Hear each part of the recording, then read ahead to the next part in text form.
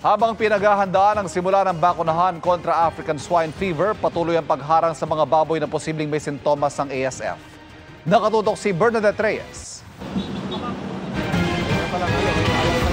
Tinangka umanong takasan ng truck driver na ito ang checkpoint ng Department of Agriculture, Bureau of Animal Industry at Quezon City LGU sa Mindanao Avenue, Quezon City.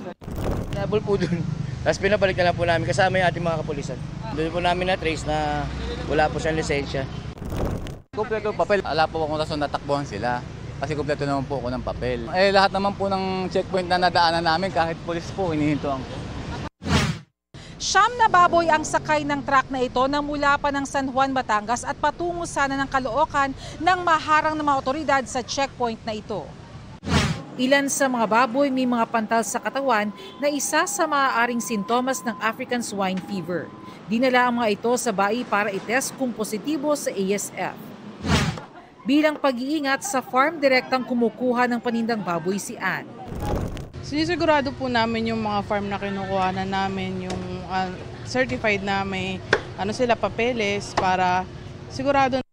Sa kabila nito, matumal pa rin ang bentahan ng karning baboy sa Blumentritt Market. Matumal talaga. Napakahirap. Ang matira ng baboy, ilang gunisa na lang para hindi masayang.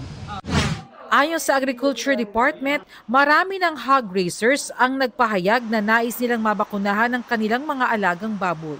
Sa unang linggo ng Setyembre, inaasang magsisimula ang controlled vaccination. Ang isang vial ay 50 doses. Kailangan namin na igrupo sila ng 50 para pag binakunahan, walang masayang.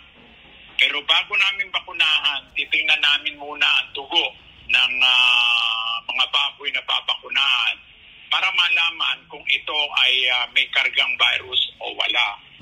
Para sa GMA Integrated News, Bernadette Reyes, nakatutok 24 oras.